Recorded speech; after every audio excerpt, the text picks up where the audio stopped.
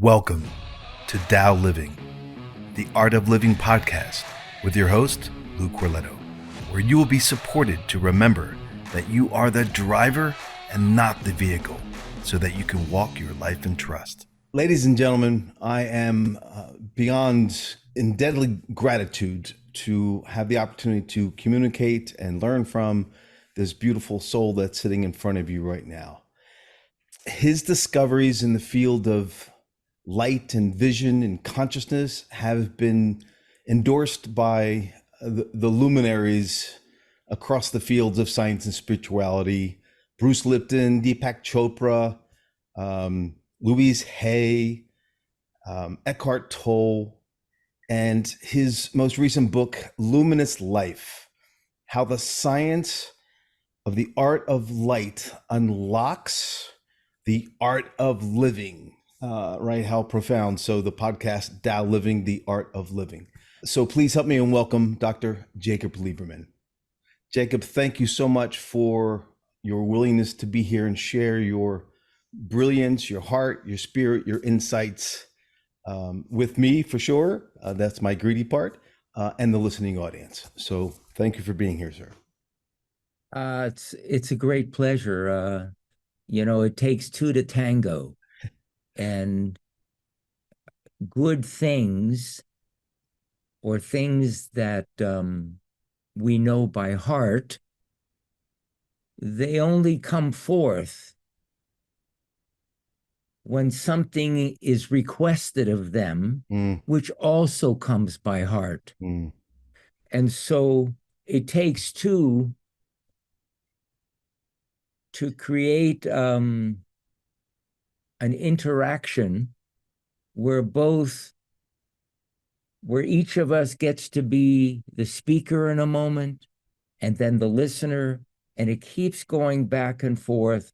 And one moment, one is the mouth of God, and the other is the ear of God. And in the next instance, it switches around. And so for me, I love having the opportunity of doing these live experiences or sharings, especially with people I have never met before. And so that we're in a total environment of not knowing, which means anything is possible. Love it. Yeah. So on that note, ladies and gentlemen, I just recently stepped into Jacob's world. I was watching a documentary on vision, and when his segment popped, not only was the words that were coming out of him just delicious, it was the eminence of his being that captured my attention. And as soon as the documentary was over, went to his site, ordered the book, Luminous Life, gobbled it up, then ordered Take Off Your Glasses and See, sent that to 5 different people, and I gobbled it up myself. And the yumminess. So, for instance, some of the thoughts that locked into my awareness were: when we stop searching, we start finding. When we stop looking, we start seeing, and then presence can find us. I'm like, ooh, I like with this beautiful man. And some of the stories that you shared in your transformation from an orthodox, my terminology, orthodox optometrist to then somebody who blew up the field because of where you were guided to go.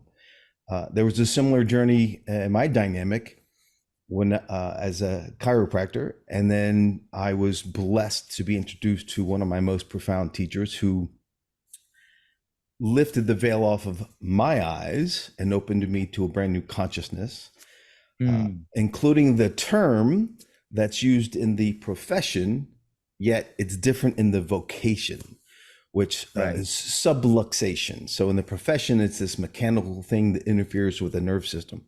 In the vocation, through his teaching, sub is less than, lux is light. So it's a condition of less light being expressed because we're not integrating the experiences we've had, right? And I'm like, whoo, so these similarities. For the listening audience who, let's I guess let's dive in there. We don't see through our eyes. Would you unpack that for people? Sure. You know, our experience from the time that we're born is that seeing is just happening. Hearing, smelling, tasting, feeling, knowing, it just happens. No small child questions how or what. It just happens. It's a miracle. Then we go through the educational process, and we are led to believe that the menu is the same as the food. What do I mean by that? You could go to a beautiful Italian restaurant and you see the word pizza, but that's not the same as the pizza that you bite into. And yet we've been led to believe that semantics is equivalent to direct experience. They have nothing to do with each other whatsoever. So because we have eyes, and when we cover our eyes, things are dark, we are told that we see with the eyes. But all of us fall asleep for 7, 8, 9 hours a day. Our eyes are totally closed. We're supposedly out to the world, and yet we see all kinds of things. Now, what is it that's seeing when the eyes are closed, when the mind is quiet on some level, and when there is no light? So that's a very interesting question. The next is we close our eyes and we meditate. And we immediately become aware of all the sensations in the body. And we immediately become aware of this mind that's chattering. Now, up to that moment, we have been conditioned our entire life that the mind is guiding everything we do, that the mind is the source of the choosing, if you will. But yet you have this experience where something, we have no idea what it is noticing all the physical sensations and all the activity in the mind. Now, all of us occasionally will watch television, or maybe often. We feel the excitement of what's going on the screen, or the sadness, or whatever is happening, but none of us think we're the television. We've been led to believe that we're the television. We're not the television. We're that which is noticing the television. Now, those two things are very different. The television has sound. From my direct experience, the noticer does not utter a sound. It doesn't have a point of view. It doesn't have desire or wants or choices. It's just a field of awareness which is a sense of knowing. A sense of knowing. Let's talk about that just for a second. Every experience we have, we experience in at least two very different ways. When I was a child, and something came out of me just by itself, the teacher would say, "Oh, Jacob knows it by heart." Now, I used to think, oh, that means I memorized it. No, she was saying that something knew it, even though I had no idea what it was that knew it. When we experience something at the speed of light, literally at the speed of light, something within our humanity knows exactly what's going on and knows exactly how to respond to it because our survival depends on it, and the evolution of the species, which is inseparable from survival, absolutely depends on it. That function, we call it intuition. Sometimes we call it our belly brain or a feeling. That's not what it is. It's an absolute sense of knowing. And it's something that is shared by all living things, humans, animals, plants. That sense of knowing, which is common to all life, I call common sense. So common sense is that which occurs reflexively. It doesn't require an intermediary. It is the response to unfiltered awareness. Something immediately occurs, and something immediately moves us in whatever way is required for our survival. At some point in our evolution, I imagine we began communicating. Maybe it began with sounds, and then it became simple words, and then more complex words and sentences, and so on. And so there's another part of the brain that responds much slower. It's much less accurate, but it allows us to communicate.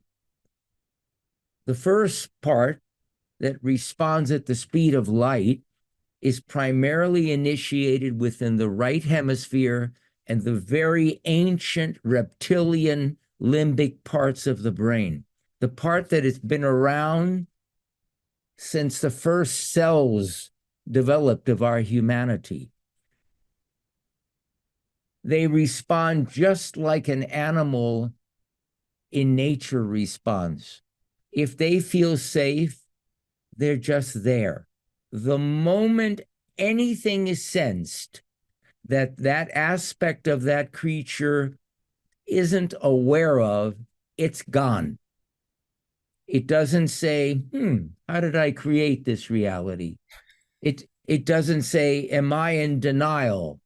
Maybe I have to make a different choice. If it did that, it would be another creature's dinner. It doesn't do that.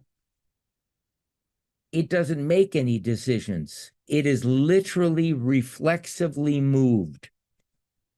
You know, as a chiropractor, one of the things that we learn in our medical training is that there's no part of our physiology that's designed to initiate action. Everything in the body is responding to some animating force. And it's as simple as if we're walking and all of a sudden something senses something behind us, the body just starts to move faster. We don't have to walk faster. Something walks us faster. And the heart automatically increases its speed of pumping and the blood pressure. Everything changes in response to this shift that has occurred. So even though we spend our life doing is actually in opposition to our physiological function, number one. So the right hemisphere, along with the ancient parts of the brain, sees at the speed of light to make sure we're going to be okay, which means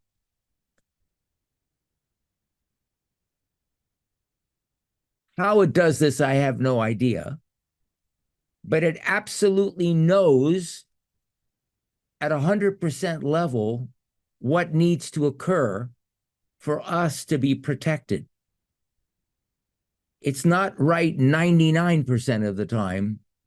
It's always on the money because our life depends upon it. There's another part. It's initiated within the language centers. It's called Broca's area of the left hemisphere of the brain. That function works much slower and is much less accurate, and it attempts to put language on an experience that it actually never had. And this is why we say, I think, rather than I know. I think means I'm not sure. I don't know. So this part labels the experience and creates a narrative that is very often not accurate. But because our whole life has been conditioned that we see with the eye, that we hear with the ear, that we have to decide with the mind, think ahead, use your head, or all the different ways we've expressed this, we end up believing that what we call belief, our beliefs, are truth, when in fact the word belief and the word truth mean the opposite of each other. So my interest at this point of my life is truth beyond belief. How does one discern truth from an idea, a thought, a concept, a hypothesis? And why that is so important is that, yes, the eye is involved with seeing, but it is not the seer. Very, very important, because the seer is the part that sees and knows without looking. When we look, we see what we're looking for, but we most of the time miss everything we're not looking for. And the things that occur when we're not looking for them are the surprises of life.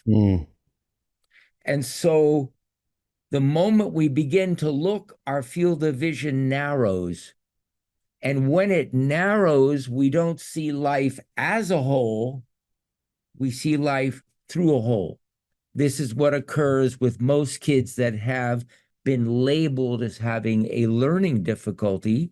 They only see a small part of the picture because they're working so hard. So in response to your question, where is the seeing happening from?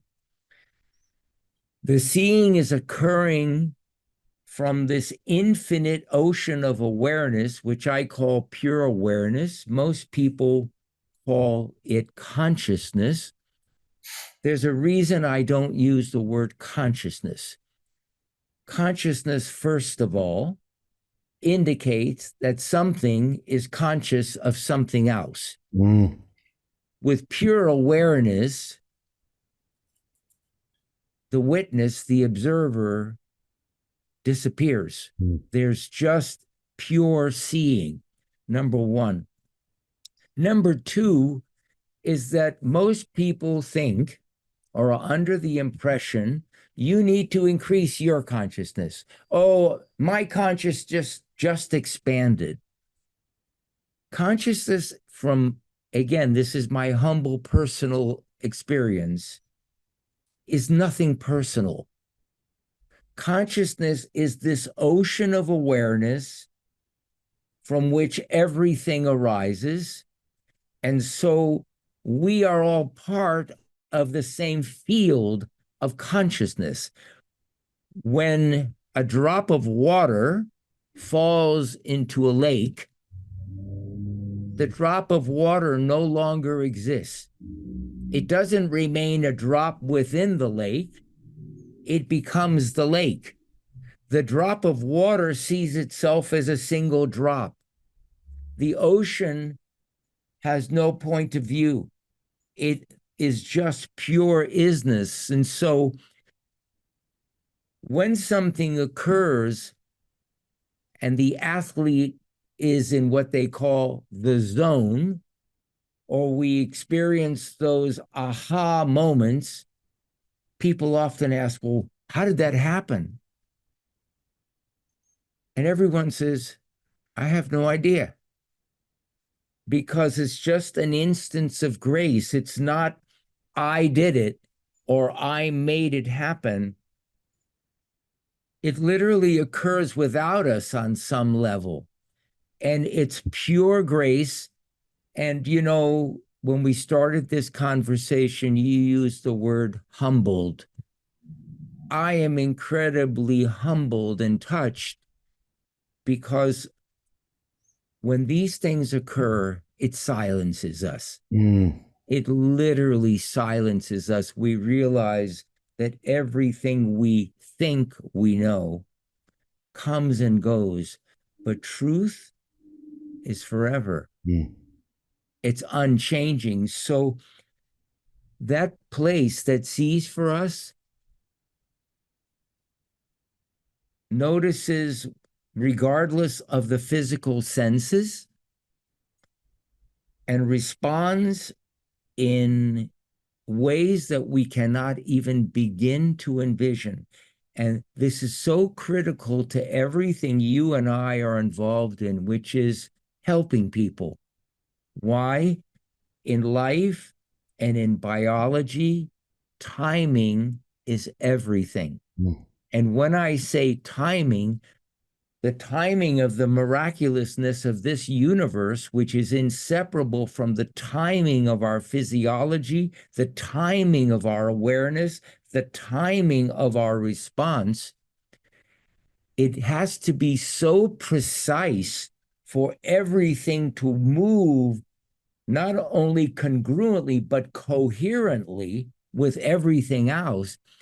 The timing has to be at a level that is beyond anything that the mind can even begin to imagine. And so if we are able to be touched by this level of grace, we realize that life is not what we think. Beautiful. And your definition of common sense, yet not commonly practiced, what would you offer to myself and the listening audience to bring more common practice to this common sense? For the listening audience, a couple of things that Jacob shared. Well, actually, I'm not sure where they are now. I've consumed so much of your content recently. But the reference point of when the whales migrate, right? They don't deviate a single degree in thousands of miles in an open ocean. Right.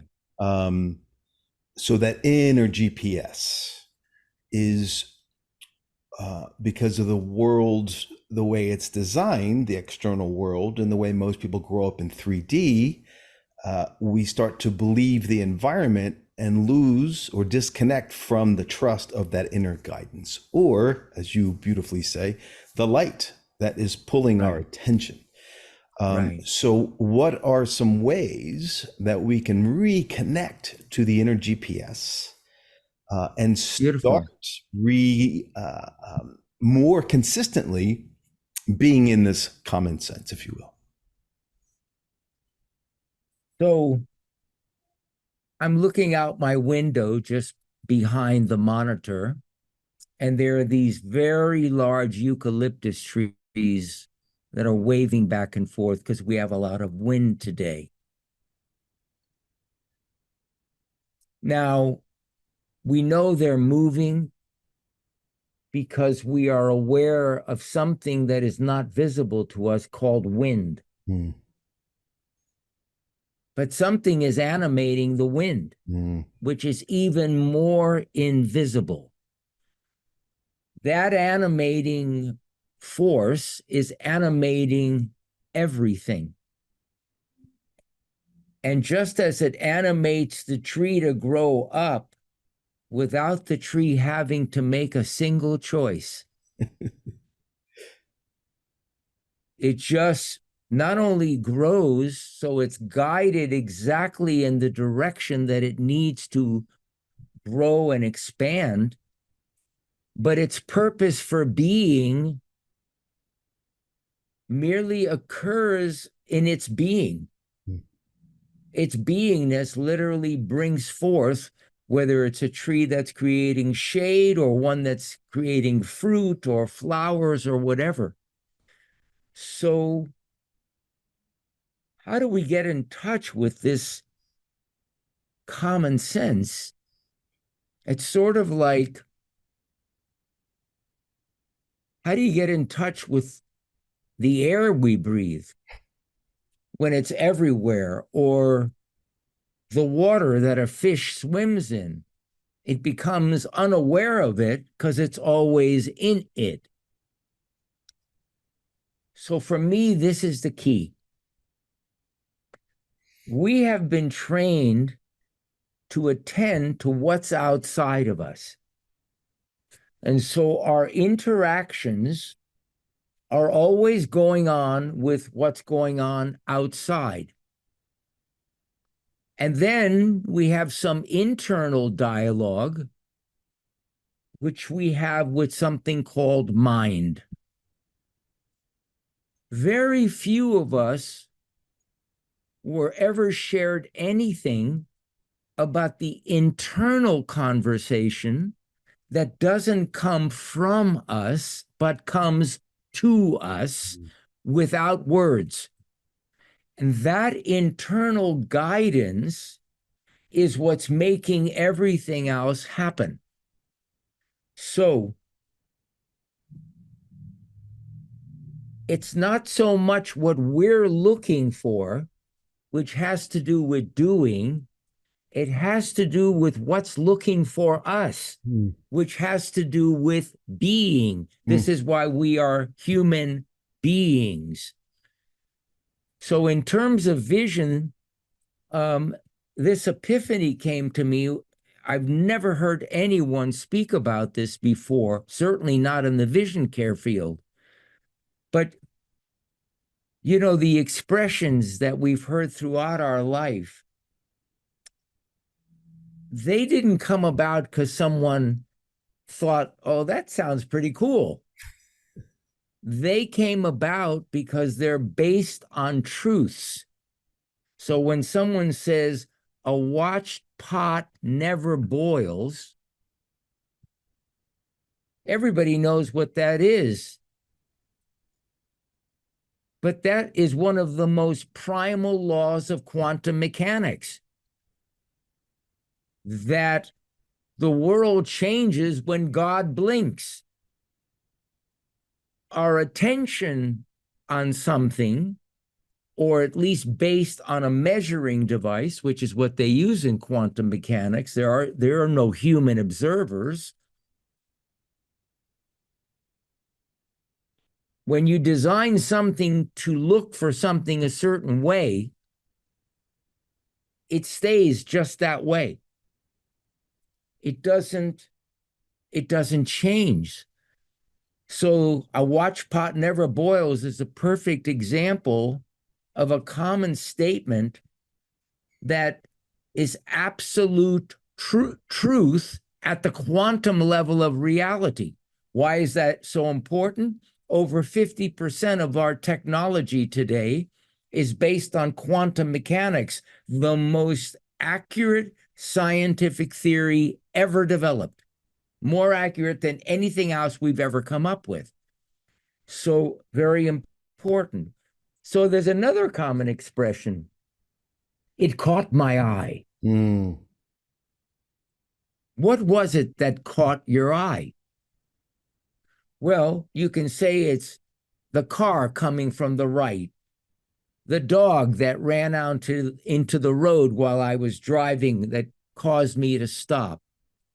But ultimately, what caught the eye is light, because everything we experience is actually the manifestation of a totally invisible energy called light.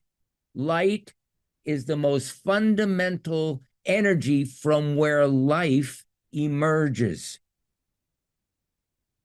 One is invisible and formless, and the other we experience as visible and form. But they are two sides of the same coin. Light becomes life, and when life realigns itself with source, life then becomes light again. And this is why ancient sages, Jesus, all these other individuals that were said to have awoken are often pictured with halos. They didn't have halos because someone decided to put in a halo. They have halos because they were bright, they were illumined, they were enlightened. They literally, light was just coming off of them. So light is interacting with the trillions of cells in our body continually. And since light is totally invisible, because what we experience is not light, it's brightness. It's a perceptual phenomenon. But light is totally invisible. And so light is interacting with all of our cells at levels we have no perception of, no conscious awareness of. It does that in such a way so the physicality, which takes longer to respond, has time to respond so it meets life in each moment. And so the formless light is guiding each of the cells to orchestrate their internal functions and continually synchronize themselves with Mother Nature. So we literally become one with the universe. So when light catches the attention of the eyes work involuntarily. In other words, their actions are reflexive. We're not even aware of them. Something catches the attention of the eye reflexively moves. The body then realigns itself with that which had called it and literally begins to move. We are not moving, we are being moved. That moment when light interacts with the eye, that moment where that occurs is presence. There isn't anyone being present, there is just presence. Why is light catching the attention of the eye? Why is this occurring? Because life is continually guiding us. Let me repeat that, because I'm going to say something that's pretty damn profound right now. There's nothing for us to do. All of the doing gets done. It occurs if we just allow whatever catches our eye to be and don't overpower it with, I'll do that later. If we just take care of it in the moment, something magical occurs. There's nothing ever to remember, and there's nothing ever to forget. Just consider that in and of itself. Nothing to remember, nothing to forget. Everything is just live all the time. Now, you sent a beautiful email to my office about wanting to have a possible interview. How long was it before the response came? Fairly rapid within a couple days. Right. And this was just last week, toward the end of the week, and today is Monday. I believe this was the very first opening you had for a possible interview. Why did that occur? Why did I just go along with that? Nothing enters my awareness that's unimportant. Mm. Life is looking for each of us. Mm. Why is it looking for us? Because just as it guides an apple tree to grow upward and to create apples so people can be nourished, our purpose for being is guided exactly the same way.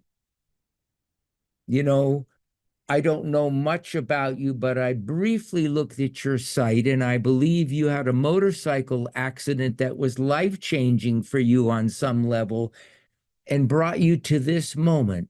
Now, if you looked at each individual event, it would just be a single little puzzle part with no context. But as you stand back now and you look at this journey you had, and I look at mine, and I'm 76 right now, and I've never been more alive, okay, or excited. When I look at that, you know, we have this expression, God makes no mistakes. There aren't any accidents. Well, it's only when you've lived long enough that you realize that all the experiences in life that really hit us hard, where we said, that was shit, we realize that fertilizer is what made the flower grow, that is us. So life is not easy. The Buddha, that was his first of the Four Noble Truths. Life is difficult. So it's not easy, and it's often difficult on the heart because we feel so deeply. But it's following an intelligence that is animating everything in this universe. And it's only when we begin to see that in a way we've never seen it before that everything in our life begins to change. Mm. So I'll give you an idea how my day works in relation to your question. I get up in the morning, and usually life walks me into the kitchen, or it might walk me to the bathroom. And so soon as I walk into the kitchen, the tea kettle for hot water for coffee or whatever goes on. And from that moment on, whatever grabs my awareness becomes the next thing that life is bringing. So usually I see the dishes in the dish drainer. We have a dishwasher. I've never once ever used one. Why? I like the act of cleaning it, looking at it, rinsing it, drying it, and putting it away. That for me is my meditation. So I don't have a sitting meditation any longer. All day long, whether it's making the bed, telling my wife I love her, speaking with my children who are adults, responding to an email, responding to a text, paying a bill. I don't put anything off. So there's nothing ever to remember, nothing ever to forget, and nothing ever to have to think about.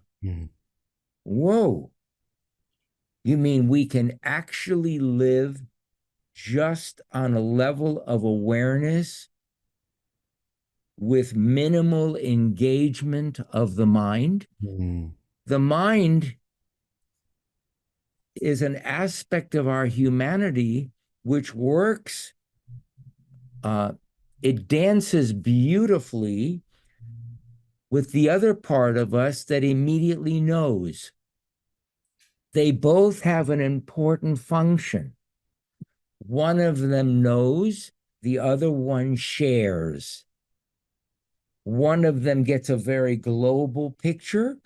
The other one might look at the details. So mind and knowing, the I think and the absolute knowing, are a beautiful married couple that dance seamlessly together. The reason we have them both is one of them is the captain of the ship and always makes sure we get to our destination safely. The other one figures out how to get the passengers off the plane and whatever it is. The problem we're having in our life right now, the problems we are having in our life right now, I would venture to say are almost 100, if I'm going to say 100% due to a reversal that has occurred that is basically conditioned us to use the part of the mind that works slowly and is far less accurate, to lead with that and not to trust your sense of knowing, the common sense. And so we end up with the world we're in right now, which is a world with very little common ground. You know, there was a time where we had a large portion of our life was a shared reality. We might not agree on 100%, but 80% of it, everyone, oh yeah, of course, everybody knows that. Today, the world is filled with all kinds of points of view that have very little overlap. You see it in our government. You see it in all kinds of individual points of view. It doesn't make a difference what it is. People want a right and a wrong, or a this or a that. Each of us are guided by the same sense of knowing, but your sense of knowing might guide you in a certain situation one way and guide me in a similar situation in the total opposite way, because each of us has a different nature. There's no right or wrong about that. That's when we follow the guidance. But when we are following what I think, which rarely is accurate, keep in mind, I would say 90 or more % of what people are concerned with or worry about never occurs. Why is that important? 90% of disease is caused directly by stress or to a significant degree by stress. And people say the only way of dealing with chronic illness, which has to do with lifestyle, is to change your lifestyle. So people think, well, I'll exercise more, I'll become vegan, I'll do this. All of those things are good. But from what I've seen, the one that touches everything is when we realize that we are not the chatter we notice when we're sitting in meditation. We are that observing it. And as we begin to notice more and more our true essential self, our essence, then the mind begins to play less and less and less and less of a role in our life. Mm. And the chatter that often becomes like a megaphone for so many people, it's as though we went to sleep, and while we were sleeping, someone moved the speakers and surround sound further and further and further away, and they get quieter and quieter. I can tell you that to a very high percentage of time, I'm not aware of a sound occurring. Mm. And there's something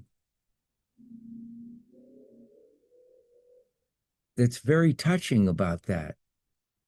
You know, our whole purpose for being is to see the light.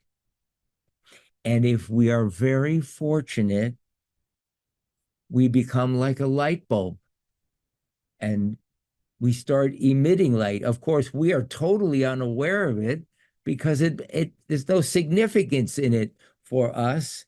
It's just we're doing what we love, we're loving what we do, and things just seemingly are working out in the best way they can. That does not mean that we're going to have a perfect life, that we'll never have relational issues, that we'll always have plenty of money, that we'll never get sick again. It just means we are less attached to the goings and changes of everyday life.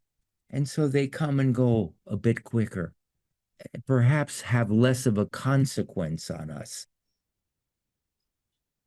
Delicious. Life happens for us and not to us. Yeah. Mm. By the way, are your parents living?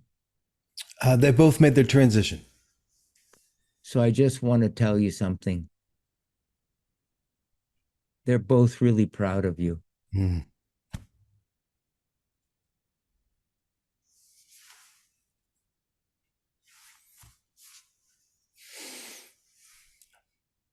I received that deeply. Thank you, sir. It came from them. I get it.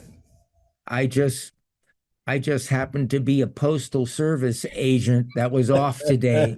So the mail would hand it to me to deliver to you. Just the messenger. Thank you for being such a beautiful messenger.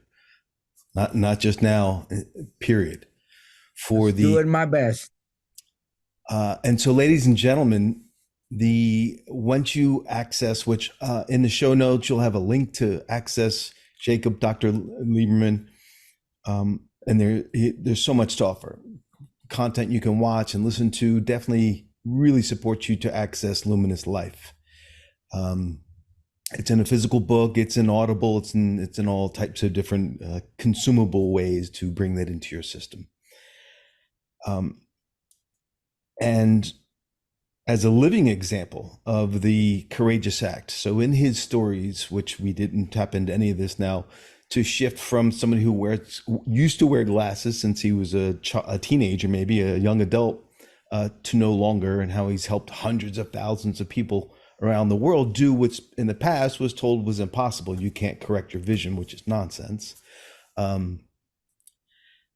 And to step in and to shake up an entire profession where he brought forth information in optometry that changed the entire. So these are courageous acts guided by guidance, not concerned with what they might think, yet this is what I am inspired to do, and then step into it. And so we all have these invitations, right? So as Jacob's been asking us all, which is, what is life, light, calling you towards right now in this moment? Right. Where is it asking for your presence to be here now with yourself for whatever that is looking for? The healing of some part of your form, your mind, your heart, reaching out to call somebody, washing the dishes, whatever that may be. Um, and so that invitation for presence,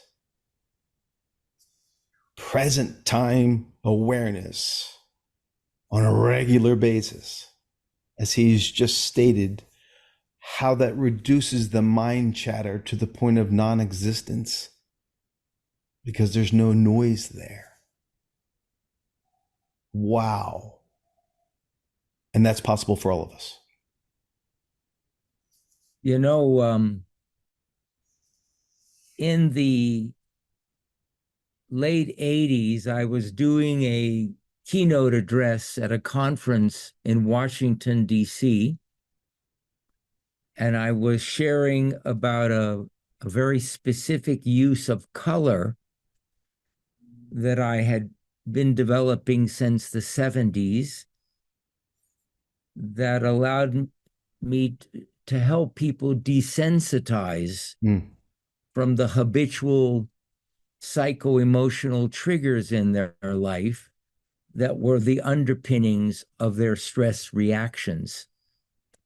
And a lovely woman in the audience raised her hands at the Q&A and stood up and said that she was a neuroscientist and had been doing a lot of work in the field of mind-body medicine, psychoneuroimmunology. And she said she had never heard anyone speak about what I was talking about, and was sharing that in her work, they had discovered that every state of mind is mirrored in our state of biology. And that our beliefs and how we see life determines how our biology responds. And immediately what came out of me was, so what happens if you don't have a point of view? And she got silent. And she said, oh my God, is that possible? I said, absolutely. She says, I never even considered that. She, that woman, who has since passed away, was the author of a marvelous book called Molecules of Emotion. Candace Her name Pert. was, yes. Candace and I became dear friends and spent many, many years That's great.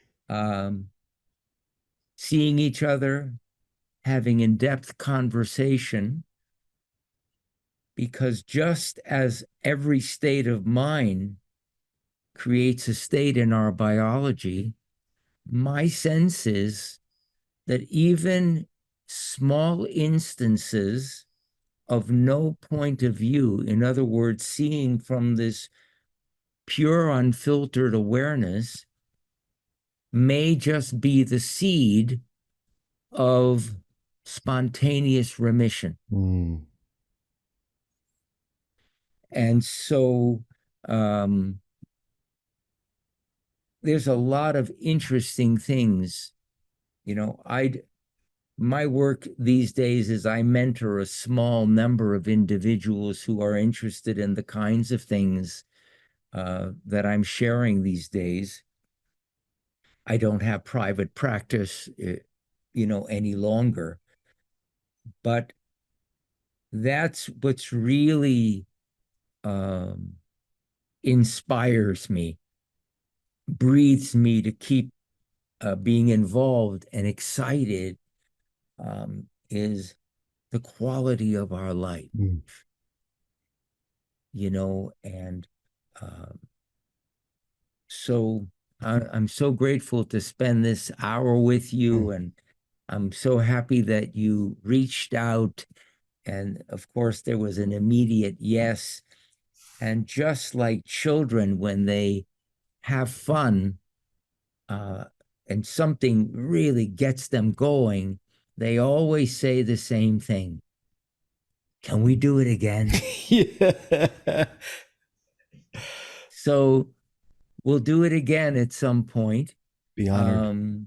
Yeah, the honor is mutual. I mean, what a wonderful, it's a little later for you on the East Coast, but in Maui, Hawaii, it's just, a little bit before lunchtime here, and my day is just beginning. So, what a great way to start the day.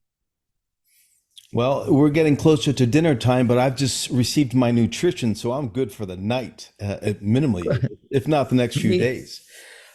Ladies and Well, gentlemen, before we wrap, ladies and gentlemen, just an inspiration, which is tagged off to what Jacob just shared about the reflection of our biology connected to the different states of being, the states of mind being, anyways.